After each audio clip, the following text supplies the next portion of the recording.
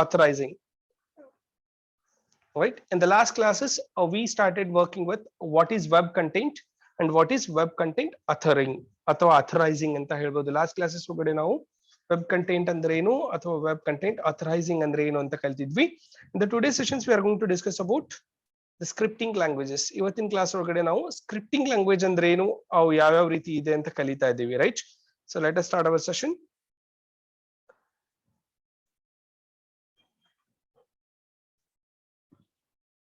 Yes, is it visible to you people?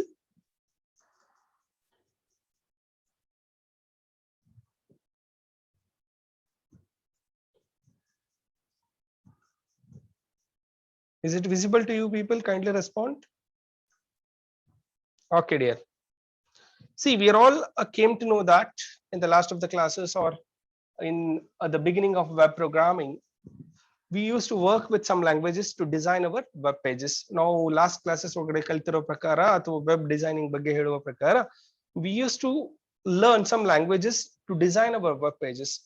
Right? ಒಂದಿಷ್ಟು ಭಾಷೆಗಳನ್ನ ಕಲಿತೀವಿ ನಮ್ಮ ವೆಬ್ಸೈಟ್ ಅನ್ನ ಡಿಸೈನ್ ಮಾಡ್ಲಿಕ್ಕೆ, ನಮ್ಮ ವೆಬ್ಸೈಟ್ ಏನದ ಅಂತ ತಿಳ್ಕೊಳ್ಳಿಕ್ಕೆ, ಅಥವಾ ನನ್ನ ವೆಬ್ಸೈಟ್ ಹಿಂಗೆ ಕಾಣಿಸ್ಬೇಕು ಅಂತ ಹೇಳಲಿಕ್ಕೆ. ಮ್ಯಾಕ್ಸಿಮಮ್ ಟೈಮ್ ಇದ್ರೊಳಗಡೆ ಏನಿರುತ್ತೆ, ಕಂಟೆಂಟ್ ಅನ್ನ ಡಿಸ್ಪ್ಲೇ ಮಾಡೋಕ್ಕೋಸ್ಕರ ವರ್ಕ್ ಮಾಡ್ತಾ ಇರ್ತೀವಿ. Usually web designing is a language or a field where we used to display the content onto the screens. Content onto the screen. Client and server approach ಒಳಗಡೆ ಬಂದಾಗ ಕ್ಲೈಂಟಿಗೆ ಏನ್ ಬೇಕಾಗಿದೆ ಅದು ಡಿಸ್ಪ್ಲೇ ಮಾಡಬೇಕು, ಮಾನಿಟರ್ ಮೇಲೆ ಅಥವಾ ಸ್ಕ್ರೀನ್ ಮೇಲೆ ಡಿಸ್ಪ್ಲೇ ಮಾಡಬೇಕು, ಅದು ಕಾಣಿಸ್ಬೇಕು ಅಂತ ಎಕ್ಸ್ಪೆಕ್ಟ್ ಮಾಡ್ತೀವಿ. ಅದಕ್ಕೋಸ್ಕರ there are some languages are used. Such languages are normally a scripting languages. ಕೆಲವೊಂದು ಭಾಷೆಗಳನ್ನ ಯೂಸ್ ಮಾಡ್ತೀವಿ ಈ ವೆಬ್ಸೈಟ್ ಗಳನ್ನ ಡಿಸೈನ್ ಮಾಡ್ಲಿಕ್ಕೆ. ಅವು ಯಾವಾಗ್ಲೂ ಸ್ಕ್ರಿಪ್ಟಿಂಗ್ ಲ್ಯಾಂಗ್ವೇಜಸ್ ಗಳಾಗಿರ್ತಾವು ಅಂತ ಹೇಳ್ತೀವಿ. ಅಂದ್ರೆ ಸ್ಕ್ರಿಪ್ಟಿಂಗ್ ಲ್ಯಾಂಗ್ವೇಜಸ್ ಅಂದ್ರೆ ಏನು ಅಂತ ತಿಳ್ಕೊಳಿಕತ್ತೀವಿ. A scripting language or a script language is a computer language with a series of commands within a file that is capable of being executed without being compiled.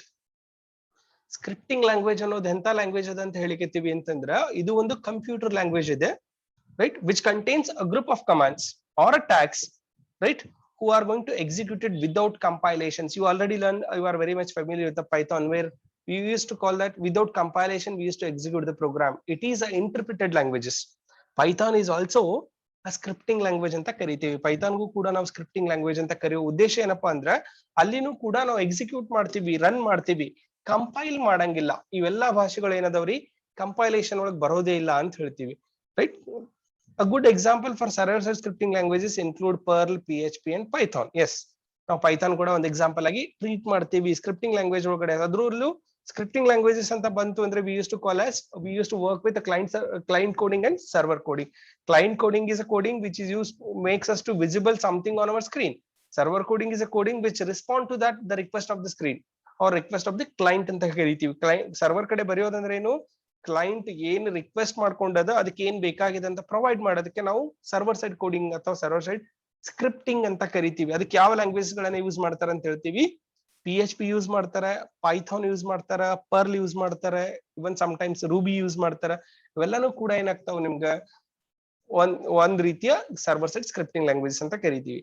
Best example for client side scripting is Java script. ನಾವು ಜಾಸ್ತಿ Java script ಗಳನ್ನ use ಮಾಡ್ತೀವಿ client side ಬರೀಲಿಕ್ಕೆ. A scripting language is a programming language designed for integrating and communicating with other programming languages. Scripting languages ಗಳು ಇಂಥ languages ಅದವಲ್ಲ, they are able to communicate with other programming languages. Now we used to say that Java ಜೊತೆ ಮಾತಾಡಬೇಕು, Java script use ಮಾಡಾತೀವಿ. C++ ಜೊತೆ ಮಾತಾಡ್ತದ, HTML ಜೊತೆ ಮಾತಾಡ್ತದ, ಬೇರೆ programming language ಜೊತೆ C ಜೊತೆ interact ಮಾಡ್ತೀವಿ. So means these are languages are designed in such a manner that we are able to interact with the other languages.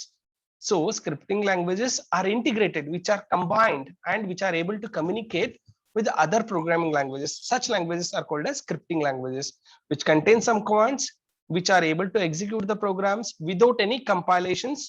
The good examples for this is PHP and Python in the server side scripting. Best example for client side scripting is JavaScript. Some of the most commonly used scripting languages are JavaScript use ಮಾಡ್ತೀವಿ, VB script use ಮಾಡ್ತಾರ, PHP, Ruby, Perl, Python, ASP, TCL. These are all a different type of scripting languages.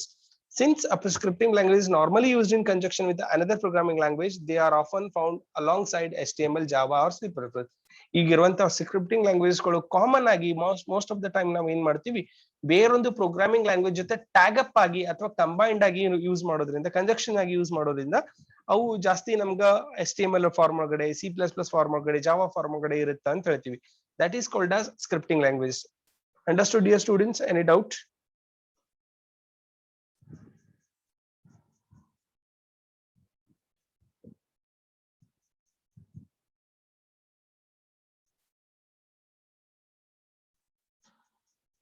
Please kindly message or raise your hand in the group.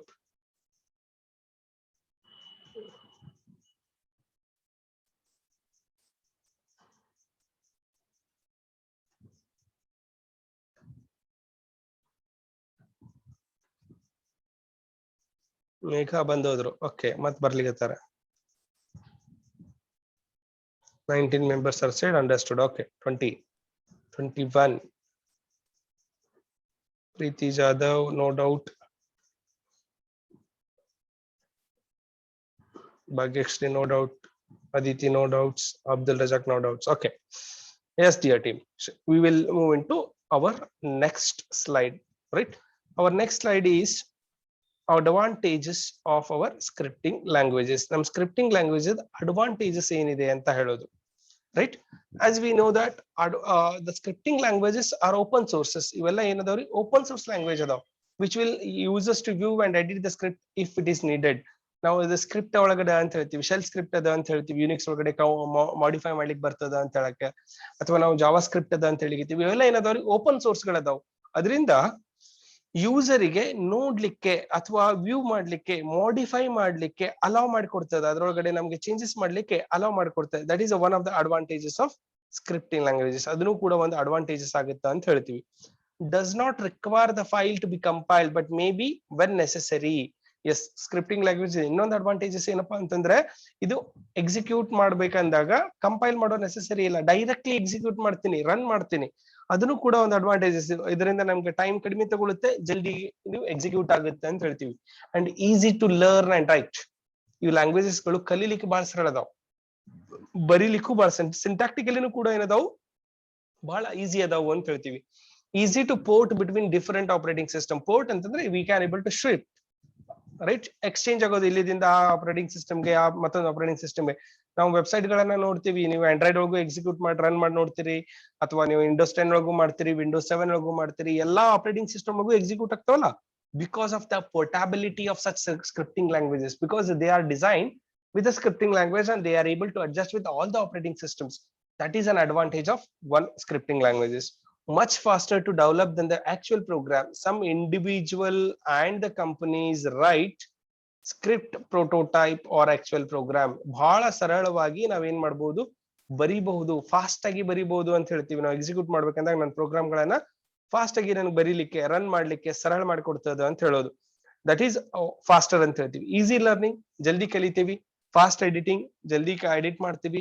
ಇಂಟ್ರಾಕ್ಟಿವಿಟಿ ಜಾಸ್ತಿ ಅದ, means because it works the interfaces, combinations of web pages. ಈಗ ಬೇಕಾಗಿರುವಂತಹ ಹೊಸ ಹೊಸ ಏನ್ new models ಅದಾವ, four ground colours ಇರ್ಬೋದು, attractive ಮಾಡಕ್ಕೆ ಏನ್ ಬೇಕು, ಅಥವಾ ಫೀಚರ್ಸ್ ಏನೇನ್ ಬೇಕಾಗ್ತಾವ ಒಂದು ಕಮ್ಯುನಿಕೇಟ್ ಮಾಡ್ಲಿಕ್ಕೆ, ಯೂಸರ್ಗೆ ಕಮ್ಯುನಿಕೇಟ್ ಮಾಡ್ಲಿಕ್ಕೆ, ಎಲ್ಲಾ ಫೀಚರ್ಸ್ ಗಳನ್ನ ಪ್ರೊವೈಡ್ ಮಾಡುತ್ತೆ. That is an advantage. The functionality, because it different scripting language ಗಳು ಬೇರೆ ಬೇರೆ ಅದಾವು, ಒಂದಕ್ಕೊಂದಕ್ಕೆ ಸಪೋರ್ಟ್ ಮಾಡ್ತಾವು. ಯಾವುದೇ ಒಂದು ಹೊಸ ಅಪ್ಲಿಕೇಶನ್ ರೆಡಿ ಮಾಡ್ತೀವಿ ಅಂದ್ರೆ ಆ ಬ್ರೌಸರ್ ಗೆ ಸಪೋರ್ಟ್ ಆಗಂಗ, ನಾರ್ಮಲ್ ಪ್ರೋಗ್ರಾಮಿಂಗ್ ಗೆ ಸಪೋರ್ಟ್ ಆಗಂಗ ಅದು ಡಿಸೈನ್ ಮಾಡ್ಯಾರ. ಅದಕ್ಕೋಸ್ಕರ ಅದು ಸಪೋರ್ಟಿಂಗ್ ಸಿಸ್ಟಮ್ ಅದ ಅಂತ ಹೇಳ್ತೀವಿ. These are all called as advantages of scripting languages. Simple ಒಳಗೆ ಹೇಳಬೇಕು ಅಂದ್ರೆ open source, so that you can view and edit the program very easily. Second, we are able to not able to compile, we are able to execute the program directly. If it is necessary, some places we are able to compile it. And easy to understand, easy to write. Easy ada barilik, easy ada artha madkolik, easy ada. And it is able to portability of the nature. It is in portable nature, so that it is able to adjust with all the different operating systems. Ella operating system ಗಳಿಗೂ adjust ಆಗುವಂತ ಒಂದು quality ಇದೆ. And it is faster than other programs. ಬೇರೆ program ಗಳನ್ನ compare ಮಾಡಿದಾಗ, ಬೇರೆ programming language ಗಳನ್ನ compare ಮಾಡಿದಾಗ ಇದು ಫಾಸ್ಟ್ ಆಗಿ ಎಕ್ಸಿಕ್ಯೂಟ್ ಆಗ್ತದ, ಜಲ್ದಿ ಆಗುತ್ತೆ ಅಂತ ಹೇಳ್ತೀವಿ. ಫಂಕ್ಷನಾಲಿಟಿ ಡಿಫರೆನ್ಸ್ ಆಗುತ್ತೆ, ಇಂಟ್ರಾಕ್ಟಿವಿಟಿ ಡಿಫರ್ ಆಗುತ್ತೆ ಅಂತ ಹೇಳ್ತೀವಿ. These are all called as advantages of scripting languages. Understood? 2 slides. First one is scripting language ಅಂದ್ರೆ ಏನು ಅಂತ ಕಲ್ತೀವಿ. ಎರಡನೇ ಸ್ಲೈಡ್ ಒಳಗಡೆ ಅಡ್ವಾಂಟೇಜಸ್ ಆಫ್ ಸ್ಕ್ರಿಪ್ಟಿಂಗ್ ಲ್ಯಾಂಗ್ವೇಜ್ ಅಂದ್ರೆ ಏನು ಅಂತ ಕಲ್ತೀವಿ. ತಿಳಿದದ್ರಿ? Kindly raise your hands.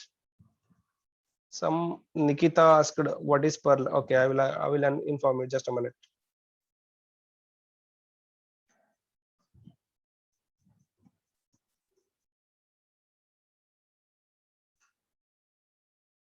Yes, Nikita, this question, this is answer for you. You asked that what is Perl. Perl is also one kind of a scripting languages. As you learned in the last semester, Python anta ಹೆಸರು ಅದಲ್ರಿ, ಹಂಗ್ Perl, Ruby is a programming language name. ಅದು programming language name ರೀ. Pearl ಅನ್ನೋದು ಒಂದು ಹೊಸ programming language ರೀ. ಅದನ್ನ ನಾವ್ ಏನ್ ಮಾಡ್ಲಿಕ್ಕೆ ಅದೊಂದು ಸ್ಕ್ರಿಪ್ಟಿಂಗ್ ಲ್ಯಾಂಗ್ವೇಜ್ ಅದ. ವೆಬ್ಸೈಟ್ ಗಳನ್ನ ಡಿಸೈನ್ ಮಾಡ್ಲಿಕ್ಕೆ ಬೇಕಾಗಿರುವಂತ ಒಂದು ಸ್ಕ್ರಿಪ್ಟಿಂಗ್ ಲ್ಯಾಂಗ್ವೇಜ್, ಅದ್ರ ಮೂಲಕ ವರ್ಕ್ ಮಾಡ್ತೀವಿ. ಅರ್ಥ ಆಯ್ತು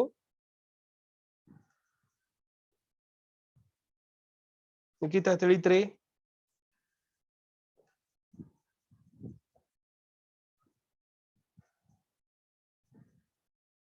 okay, any doubts to other candidates? Okay, maximum of you people said that you understood the concepts. Next, we will go to our third page. In the third pages, we are discussing about disadvantages. Yes, as we know that if some languages are having advantages, means similarly it has to have some disadvantages also. ಒಂದು advantage ಅದಂತ ಹೇಳಿಕೆತ್ತೀವಿ ಅಂದ್ರೆ ಎಲ್ಲೋ ಒಂದ್ ಕಡೆ ಅದರದೇ ಆದಂತ ಒಂದಿಷ್ಟು restrictions ಇರ್ತಾವು, problems ಗಳು ಇರ್ತಾವು. ಅದನ್ನ ನಾವು ಡಿಸ್ಅಡ್ವಾಂಟೇಜಸ್ ಅಂತ ಟ್ರೀಟ್ ಮಾಡಬಹುದು. ನಾವು ಆಗಲೇ ಹೇಳಿಕೆತ್ತೀವಿ, it is a open source programming language and we are able to view and edit our coding very easily ಅಂತ ಹೇಳಿ. But that is a one way it is advantage. Another way it is a disadvantage because it allow other user to see your codes. ನೀವು ಬರೆದಿರುವಂತ code ಅನ್ನ ಮತ್ತೊಬ್ಬರಿಗೆ ನೋಡ್ಲಿಕ್ಕೆ ಸರಳ ಮಾಡಿಕೊಡ್ತದೆ. ಯಾಕಂದ್ರೆ edit ಮಾಡ್ಲಿಕ್ಕೆ ಅವಕಾಶ ಕೊಡ್ಲಿಕ್ಕೆ ಇರ್ತದೆ, ವ್ಯೂ ಮಾಡ್ಲಿಕ್ಕೆ ಅವಕಾಶ ಕೊಡ್ಲಿಕ್ಕೆ ಇರ್ತದೆ. ಅಂದ್ರೆ we are able to visualize the source codes which will some companies doesn't want. So ಕೆಲವೊಂದು ಕಂಪನಿಗಳು ಅದನ್ನ ಪರ್ಮಿಟ್ ಮಾಡಲ್ಲ, ಸೆಕ್ಯೂರಿಟಿ ರೀಸನ್ ಇರ್ಬೋದು ಅಥವಾ ಕಂಟೆಂಟ್ ರೀಸನ್ ಇರ್ಬೋದು. ಅದು ಆಗಂಗಿಲ್ಲ ಅಂತ ಹೇಳ್ತೀವಿ. That is a disadvantage of scripting language. And also it requires the user to install an interpreter to submit the program before the script can be run. Yes, ಇದು ನಮ್ಗೆ compiler ಇಲ್ಲ ಅಂತ ಹೇಳಿಕತ್ತೀವಿ, but interpreter ಅಂತೂ ಬೇಕೇ to execute our programs, to convert our programs, to run our programs. So we have to install it. ಅದನ್ನ install ಮಾಡ್ಬೇಕಾಗತ್ತೆ. Some situations there may be slower than the compiled program. ಕೆಲವೊಂದು ಕಡೆ ಇವು ಬಹಳ slow ಆಗಿ execute ಆಗ್ತಾವು, run ಆಗಕ್ಕೆ ಬಹಳ problems ಬರ್ತಾವು. 3 ಪ್ರಾಬ್ಲಮ್ಸ್ ಅದಾವ ಅಂತ ಹೇಳ್ತಾರೆ ಡಿಸ್ಅಡ್ವಾಂಟೇಜಸ್. ಒಂದಿದು ಓಪನ್ ಸೋರ್ಸ್ ಇರೋದ್ರಿಂದ ಕೋಡ್ ಗಳನ್ನ ವ್ಯೂ ಮಾಡೋದು ಬಹಳ ಸರಳ ಇದೆ. ಎರಡನೇದು ಇಂಟರ್ಪ್ರಿಟರ್ ನ ಇನ್ಸ್ಟಾಲ್ ಮಾಡಿ ಎಕ್ಸಿಕ್ಯೂಟ್ ಮಾಡ್ಬೇಕಾಗತ್ತ. ಮೂರನೇದು ಕೆಲವೊಂದ್ ಕಡೆ ಪ್ರೋಗ್ರಾಮ್ಗಳು ಸ್ಲೋ ಆಗಿ ಎಕ್ಸಿಕ್ಯೂಟ್ ಆಗ್ತಾವು. ಅರ್ಥ ಐತ್ರಿ?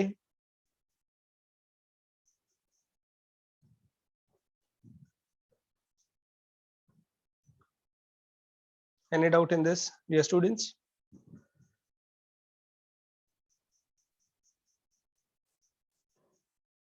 ಕವಿತಾ ತಿಳಿಲಿಲ್ರಿ? Kavita Ballolli, any doubt? ಕವಿತಾ ಏನಾದ್ರು ಡೌಟ್ ಇದೆಯಾ?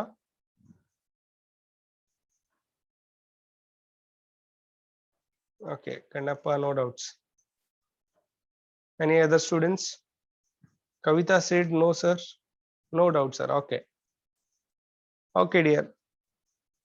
Thank you. Next, we will go to the applications of our scripting languages. ಎಲ್ಲೆಲ್ಲಿ ನಾನು ಸ್ಕ್ರಿಪ್ಟಿಂಗ್ ಲ್ಯಾಂಗ್ವೇಜ್ ಗಳು ಯೂಸ್ ಆಗ್ತಾವು ಅಂತ ಕಲಿಯಲಿಕತ್ತೀವಿ. Right? What are the places our scripting languages is used? The scripting languages are used in many areas. ಬಹಳಷ್ಟು areas ಗಳ ಒಳಗಡೆ scripting language ಗಳು use ಆಗ್ತಾವು ಬೇರೆ ಬೇರೆ ಪ್ಲೇಸ್ ಒಳಗಡೆ. ಸ್ಕ್ರಿಪ್ಟಿಂಗ್ ಲ್ಯಾಂಗ್ವೇಜಸ್ ಗಳು ಎಲ್ಲೆಲ್ಲ ಅದಾವು ಅಂತ ನೋಡ್ಕೊತ ಹೋದ್ರೆ, first web applications. Yes, of course ನಾವು ಕಲಿತಾ ಇರೋದು ವೆಬ್ಸೈಟ್ ಇರೋದ್ರಿಂದ ವೆಬ್ ಅಪ್ಲಿಕೇಶನ್ ಅಂತ ಕರಿತೀವಿ. It is used in server side coding and it is also used in client side coding. Client side coding use ಆಗುತ್ತೆ, ಸರ್ವರ್ ಸೈಡ್ ಕೋಡಿಂಗ್ ಯೂಸ್ ಆಗುತ್ತೆ. Scripting language are used in system administration. ನಾನು computer ನ manage ಮಾಡ್ಲಿಕ್ಕೆ use ಮಾಡ್ತೀವಿ ಅಂತ ಹೇಳ್ತೀವಿ. For example, Unix operating system shell script ಅಂತ ಕರಿತೀರಿ, ಶೆಲ್ ಎಕ್ಸಿಕ್ಯೂಟ್ ಮಾಡಿರ್ತೀರಿ. ಪೈಥಾನ್ಸ್ ಗಳು ಯೂಸ್ ಮಾಡಿವಿ, ಪೈಥಾನ್ ಸ್ಕ್ರಿಪ್ಟ್ ಅಂತ ಹೇಳ್ತೀವಿ, which will manage hour entire operating systems. Administration style ಒಳಗಡೆ ನಾನು ಕಂಪ್ಯೂಟರ್ ನ ಮ್ಯಾನೇಜ್ ಮಾಡ್ಲಿಕ್ಕೆ, ಆಪರೇಟಿಂಗ್ ಸಿಸ್ಟಮ್ ಗಳನ್ನ ಮ್ಯಾನೇಜ್ ಮಾಡ್ಲಿಕ್ಕೆ ಯೂಸ್ ಮಾಡ್ತೀವಿ. ಅಲ್ಲಿನೂ ಕೂಡ ಸ್ಕ್ರಿಪ್ಟಿಂಗ್ ಲ್ಯಾಂಗ್ವೇಜ್ ಗಳನ್ನ ಯೂಸ್ ಮಾಡ್ತೀವಿ ಅಂತ ಹೇಳ್ತೀವಿ. It is used in game application and multimedia. Yes, scripting languages ಗಳನ್ನ ಗೇಮ್ ಅಪ್ಲಿಕೇಶನ್ಸ್ ಒಳಗಡೆ ಮಲ್ಟಿಮೀಡಿಯಾದಾಗ ಯೂಸ್ ಮಾಡ್ತಾರೆ. Because game application programs are more complex. Game application programs ಗಳು ಕಾಂಪ್ಲೆಕ್ಸ್ ಇರ್ತಾವ. But scripting languages make such complexity very easily. ಅದನ್ನ ಕಾಂಪ್ಲೆಕ್ಸಿಟಿನ manage ಮಾಡ್ಲಿಕ್ಕೆ, which manages the complexity very easily because coding is not so difficult. Common language codings style ಒಳಗೆ ಮಾಡಿದ್ದಾರೆ, easily ಅರ್ಥ ಆಗಂಗ್ ಮಾಡಿದ್ದಾರೆ. ಅದಕ್ಕೆ ಕಾಂಪ್ಲೆಕ್ಸಿಟಿ ರಿಡ್ಯೂಸ್ ಆಗ್ತದ. ಗೇಮ್ ಅಪ್ಲಿಕೇಶನ್ ಒಳಗಡೆ ಜಾಸ್ತಿ ಯೂಸ್ ಮಾಡ್ತೀವಿ ಅಂತ ಹೇಳ್ತೀವಿ. It is used to create a plugins and extension for existing applications. Already ಆ ಸಾಫ್ಟ್ವೇರ್ ಗಳನ್ನ ಕೊಟ್ಟೇವಿ, ಅದಕ್ಕೆ ಒಂದಿಷ್ಟು ಫೀಚರ್ಸ್ ಗಳನ್ನ ಆಡ್ ಮಾಡ್ಲಿಕ್ಕೆ ಸ್ಕ್ರಿಪ್ಟಿಂಗ್ ಲ್ಯಾಂಗ್ವೇಜ್ ಗಳನ್ನ ಜಾಸ್ತಿ ಯೂಸ್ ಮಾಡ್ತಾರೆ. ಅದಕ್ಕೆ ಪ್ಲಗಿನ್ಸ್ ಅಂತ ಕರೀತಾರೆ. ಅಂದ್ರೆ ಆಲ್ರೆಡಿ ಇರುವಂತಕ್ಕೆ ಎಕ್ಸ್ಟೆಂಡ್ ಮಾಡೋದು. ಫಾರ್ ಎಕ್ಸಾಂಪಲ್, ನೀವು MS ವರ್ಡ್ ಕೆಲಸ ಮಾಡ್ತಿರ್ತೀರಿ, ಸೇವ್ ಆಸ್ ಮಾಡಬೇಕು, PDF ಕನ್ವರ್ಟ್ ಮಾಡ್ಬೇಕಂದ್ರೆ ಆಡ್ ಆನ್ಸ್ ಹಾಕ್ರಿ ಅಂತ ಹೇಳ್ತೀವಿ ನಾವು. PDF directly save as PDF ಅಂತ ಮಾಡ್ತಿದ್ರಿ ಅಂದ್ರೆ ಕನ್ವರ್ಟ್ ಮಾಡ್ಲಿಕ್ಕೆ ಸರಳ ಆಗಿರ್ಬೇಕು. ಅಥವಾ ರೆಕಾರ್ಡ್ ಮಾಡ್ಲಿಕ್ಕೆ ಯೂಸ್ ಮಾಡ್ತಿದ್ರಿ ಅಂದ್ರೆ ಕೆಲವೊಂದು ಪ್ಲಗಿನ್ಸ್ ಗಳನ್ನ ಹಾಕಕ್ಕೆ ಪ್ರಯತ್ನ ಪಡ್ತೀವಿ. ಅವಕ್ಕ ಆಡ್ ಆನ್ಸ್ ಅಂತ ಕರಿತೀವಿ. ಅಂದ್ರ ಆಲ್ರೆಡಿ ಸಾಫ್ಟ್ವೇರ್ ಇದೆ, ಅದಕ್ಕೆ ಫೀಚರ್ಸ್ ಗಳನ್ನ ಆಡ್ ಮಾಡ್ಲಿಕ್ಕೆ ಸಪೋರ್ಟ್ ಮಾಡುತ್ತ. ಅದಕ್ಕೆ ನಾವು ಸ್ಕ್ರಿಪ್ಟಿಂಗ್ ಲ್ಯಾಂಗ್ವೇಜ್ ಅಪ್ಲಿಕೇಶನ್ ಅಂತ ಹೇಳ್ತೀವಿ. Next, to automate a certain task in a program. ಕೆಲವೊಂದು ಪ್ರೋಗ್ರಾಮ್ ಗಳನ್ನ ಆಟೋಮೆಟಿಕ್ಲಿ ಎಕ್ಸಿಕ್ಯೂಟ್ ಮಾಡ್ಲಿಕ್ಕೆ, ರನ್ ಮಾಡ್ಲಿಕ್ಕೆ ನಾವೇನ್ ಮಾಡ್ತೀವಿ, ಇದನ್ನ ಯೂಸ್ ಮಾಡ್ತೀವಿ ಅಂತ ಹೇಳ್ತೀವಿ. Next, extracting the information from the data set. ಡಾಟಾದಿಂದ ಅಥವಾ ಡಾಟಾ ಬೇಸ್ ದಿಂದ ಡಾಟಾನ ತಗೊಳ್ಳಿಕ್ಕೆ ಸ್ಕ್ರಿಪ್ಟಿಂಗ್ ಲ್ಯಾಂಗ್ವೇಜ್ಗಳು. ಅದಕ್ಕೆ ಇವನ್ನ ಸರ್ವರ್ ಸೈಡ್ ಸ್ಕ್ರಿಪ್ಟಿಂಗ್ ಅಂತ ಕರಿತೀವಿ. ಸರ್ವರ್ದಾಗ ಡಾಟಾ ಬೇಸ್ ಅದ, ಅಲ್ಲಿಂದ ಡಾಟಾ ತಗೊಳ್ಳಿಕ್ಕೆ, ಮ್ಯಾನಿಪುಲೇಟ್ ಮಾಡ್ಲಿಕ್ಕೆ, ಎಕ್ಸೆಸ್ ಮಾಡ್ಲಿಕ್ಕೆ ಯೂಸ್ ಮಾಡ್ತೀವಿ. Right. Next, lesser code intensives as compare to traditional programming languages. Right. ಬೇರೆ ಪ್ರೋಗ್ರಾಮಿಂಗ್ ಲ್ಯಾಂಗ್ವೇಜ್ ಗಳನ್ನ ಕಂಪೇರ್ ಮಾಡಿದಾಗ ಇದು ಲೆಸ್ ಕೋಡ್ ಅದ, ಅಂದ್ರೆ ಪ್ರೋಗ್ರಾಮ್ ಗಳನ್ನ ಕೋಡಿಂಗ್ ಮಾಡೋದು ಕಡಿಮೆ ಅದ ಅಂತ ಹೇಳ್ತೀವಿ. ಇವ ಯಾರ ಎಕ್ಸ್ಪೀರಿಯನ್ಸ್ಡ್ ವಿತ್ ಪೈಥಾನ್ ಪ್ರೋಗ್ರಾಮ್ ಕಲ್ತಿದ್ದೀರಿ, ನಿಮ್ಗೆ ಅದೊಂದು ಎಕ್ಸ್ಪೀರಿಯನ್ಸ್ ಆಗಿರುತ್ತೆ. ಕೋಡಿಂಗ್ ಅಲ್ಲಿ ಹೆಂಗದರಿ, ಬಹಳ ಕಡಿಮೆ ಬರಿತೀವಿ ನಾವು. ಬೇರೆ ಲ್ಯಾಂಗ್ವೇಜ್ ಒಳಗಡೆ 10 ಲೈನ್ ಬರಿತಿದ್ದೀವಿ ಅಂದ್ರೆ ಇಲ್ಲಿ 2-3 ಲೈನ್ ಬರಿತೀವಿ. ಸೊ ಕೋಡಿಂಗ್ ಏನದ, ಕಡಿಮೆ ಅದ ಅಂತ ಹೇಳ್ತೀವಲ್ಲ, that is applications of scripting languages. Understood this?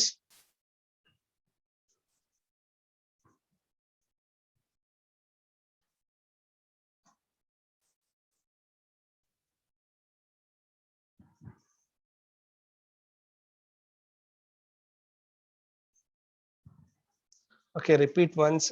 Plugins. Okay. See, Shanta, concentrate. Plugins are nothing but adding a features to your existing applications. ಅದಕ್ಕೆ ಒಂದು ಎಕ್ಸಾಂಪಲ್ ಕೊಟ್ಟೆ ನಾನು ನಿಮ್ಗೆ. MS ವರ್ಡ್ ಒಳಗಡೆ ನಾವು ಸೇವ್ ಆಸ್ ಮಾಡ್ತೀವಿ, ಅದು ಡಾಕ್ಯುಮೆಂಟೇಶನ್ ಇರುತ್ತೆ. ನಾವು ಈ ಡಾಕ್ಯುಮೆಂಟ್ ಅನ್ನ PDF ಕನ್ವರ್ಟ್ ಮಾಡ್ಬೇಕು ಅಂದ್ರೆ ಆ ಪ್ಲಗಿನ್ಸ್ ಗಳನ್ನ ಆಡ್ ಮಾಡ್ತಾರ. ಅಂದ್ರೆ ಅಲ್ಲಿ ಏನ್ ಮಾಡ್ತಾರೆ, ಸೇವ್ ಆಸ್ ಅಂದ ತಕ್ಷಣ ಇಲ್ಲಿ ವರ್ಕ್ ಆಗುತ್ತಾ ಅಂತ ಹೇಳ್ತೀವಿ. ಅದಕ್ಕೆ ನಾವ್ ಏನಂತ ಹೇಳ್ತೀವಿ, ಆಡ್ ಆನ್ಸ್ ಅಥವಾ ಪ್ಲಗಿನ್ಸ್ ಅಂತ ಹೇಳ್ತೀವಿ. ನೀವೀಗ ವೆಬ್ಸೈಟ್ ಗಳನ್ನ ಮಾಡ್ತಿರ್ತೀರಿ, ಈಗ ಇದು ವೆಬ್ಸೈಟ್ ಓಪನ್ ಮಾಡ್ತೀರಿ, ಯೂಟ್ಯೂಬ್ ಓಪನ್ ಮಾಡ್ತೀರಿ, ಡೈರೆಕ್ಟ್ಲಿ ಕ್ಲಿಕ್ ಮಾಡೋಣ ಡೌನ್ಲೋಡ್ ಆಗ್ಬೇಕು. ಯೂಟ್ಯೂಬ್ ಡೌನ್ಲೋಡರ್ ಹೋಗಿ ಅದನ್ನ ಕಾಪಿ ಪೇಸ್ಟ್ ಮಾಡ್ಕೊಂಡು ಮಾಡಿರಬಾರ್ದು. ಹಂಗಾಗ್ಬಾರ್ದು ಅಂದ್ರೆ ನಾವು ಬ್ರೌಸರ್ಗೆ ಒಂದಿಷ್ಟು ಆಡ್ ಆನ್ಸ್ ಮಾಡ್ತೀವಿ, ಪ್ಲಗಿನ್ಸ್ ಹಾಕ್ತಿವಿ ಅಂತ ಹೇಳ್ತೀವಿ. ಅಂದ್ರೆ ಒಂದಿಷ್ಟು ಫೀಚರ್ಸ್ ಗಳನ್ನ ಸಪೋರ್ಟ್ ಮಾಡ್ತೀವಿ. ಅಂತ ಪ್ಲಗಿನ್ಸ್ ಗಳನ್ನ ಕ್ರಿಯೇಟ್ ಮಾಡ್ಲಿಕ್ಕೆ ಸ್ಕ್ರಿಪ್ಟಿಂಗ್ ಲ್ಯಾಂಗ್ವೇಜ್ ಗಳನ್ನ ಯೂಸ್ ಮಾಡ್ತಾರ ಅಂತ ಹೇಳ್ತೀವಿ. ಎಕ್ಸಿಸ್ಟಿಂಗ್ ಇರುವಂತ ಅಪ್ಲಿಕೇಶನ್ಗೆ ಒಂದಿಷ್ಟು ಫೀಚರ್ಸ್ ಗಳನ್ನ ಆಡ್ ಮಾಡ್ಲಿಕ್ಕೆ ನೀವು ಬರೀತೀವಲ್ಲ, ಅವೆಲ್ಲ ಸಾಫ್ಟ್ವೇರ್ ಗಳು ಅಂತ ಹೇಳೋದು. ಅಥವಾ ಒಂದಿಷ್ಟು ಐಕಾನ್ಗಳು, ಒಂದಿಷ್ಟು ಪಾಯಿಂಟ್ಸ್ ಗಳು ಅಂತ ಹೇಳ್ತೀವಲ್ಲ, ಅದನ್ನ ನಾವು ಪ್ಲಗಿನ್ಸ್ ಅಂತೀವಿ. ತಿಳಿತ್ರಿ?